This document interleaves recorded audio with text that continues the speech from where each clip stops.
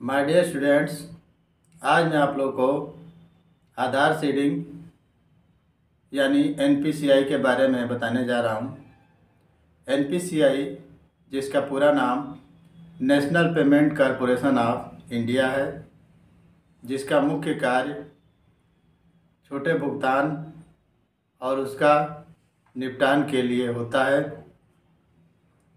जिसको अंग्रेजी में an umbrella organisation operating retail payment and settlement system कहा जाता है।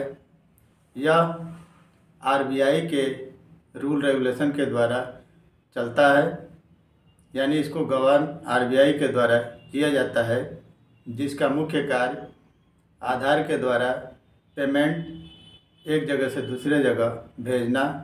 यानी यदि कोई भी स्कीम के तहत, सरकारी आप स्कीम के तहत अगर आप पेमेंट पाना चाह रहे हैं तो आपका एनपीसीआई यानी आधार सीडिंग होना आवश्यक है।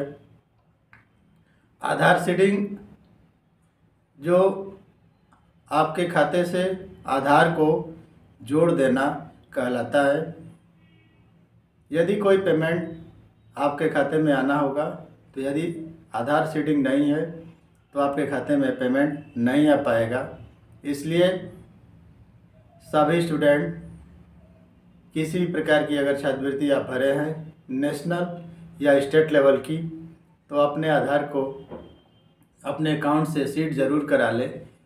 यदि नहीं कराए हैं तो करा लें, क्योंकि खाता अगर आधार से जुड़ा रहेगा तो आधार बेस पेमेंट के द्वारा आपके खाते में आपकी छात्रवृत्ति तुरंत पहुंच जाएगी।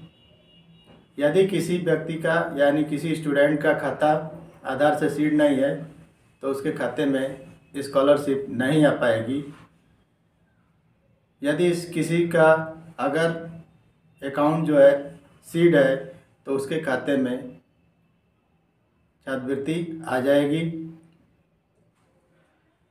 मैं दोनों स्टेट और नेशनल लेवल के स्टूडेंट जो किसी भी प्रकार की छात्रवृत्ति के लिए अप्लाई किए हैं उसके बारे में या उनसे कहना चाह रहा हूँ कि अभी जाइए अपने बैंक के खाते को आधार से सीड कराइए।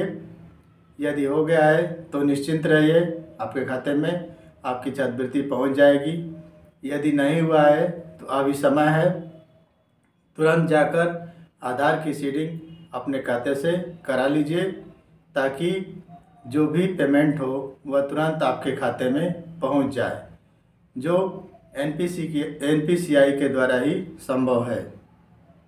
NPCI national payment corporation of India जो खुदरा भुगतान और उसका निपटारा करता है, जो रिजर्व बैंक के रूल के द्वारा चलता है। यदि आधार सीड नहीं रहेगा तो आपके खाते में किसी प्रकार की सब्सिडी या किसी प्रकार का आपकी छात्रवृत्ति आपके खाते में नहीं आएगी। तो आधार सीडिंग के लिए यदि आप चेक करना चाहते हैं कि हमारा खाता सीड है कि नहीं, इसके लिए मैं एक वीडियो पहले ही बना चुका हूं। उस वीडियो का लिंक मैं अपने डिस्क्रिप्शन में दे दूंगा, जिसके द्वारा आप अपने खाते को चेक कर सकते हैं कि आपका खाता आधार से सीड है कि नहीं। अगर सीड नहीं है तो अभी समय है, तुरंत जाकर करा लेंगे। लेकिन यदि भुगतान हो जाएगा और इसके बाद आप आधार को सीड कराएंगे तो आपको पेमेंट होने में देरी होगी। जिन छात्रों का पिछले साल नेशनल स्कॉलरशिप का पेमेंट नहीं प्राप्त हो पाया, जिनका आधार सीड नहीं था, उनका अमाउंट नहीं प्राप्त हो पाया, अगर वे आधार सीड करा चुके हैं और अपना रिन्यूअल का फॉर्म फिल कर चुके हैं, उनके खाते में छात्रवृत्ति पहुंच भी गई होगी या पहुंच रही होगी। तो इस वीडियो को बनाने का मेन उद्देश्य है कि आप फॉर्म तो फिल कर दिए हैं, लेकिन यदि आपका बैंक अकाउंट आधार से सीड नहीं है तो आप छात्रवृत्ति नहीं प्राप्त कर सकते हैं। बहुत आवश्यक है कि आप जाइए अपने आधार को सीड कराइए। यदि करा चुके हैं तो निश्चिंत रहिए, आपके खाते में अमाउंट आ जाएगा।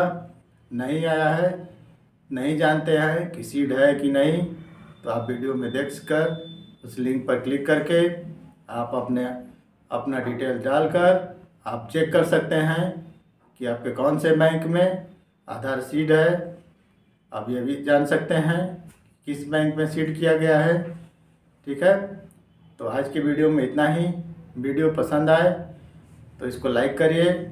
इससे संबंधित कोई क्वेरी है तो ज़रूर पूछिए, ज़रूर हमसे कमेंट बॉक्स में क्वेश्चन करिए। यदि वीडियो पसंद आए तो इसको, और यदि चैनल को सब्सक्राइब नहीं किया है आपने तो चैनल को जल्दी से सब्सक्राइब करिए, क्योंकि इस तरह के बहुत सारे वीडियो मैं आपको बना कर दूँगा और पहले भी आपको दे चुका हूँ जो आपके लिए ही लाभकारी है। तो आज के वीडियो में इतना ही। Thank you.